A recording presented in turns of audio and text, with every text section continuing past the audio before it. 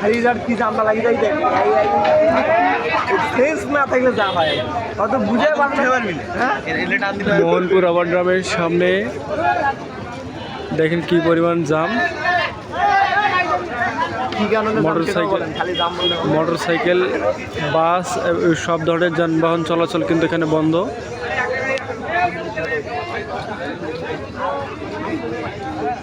আজকে ফিলিস্তিন এবং গাজাবাসীদের জন্য মূলত আজকের এই আয়োজন চলছে। প্রত্যেক মুসলমানের উচিত নিজের অন্তর থেকে ফিলিস্তিনবাসীকে ঘৃণা করা।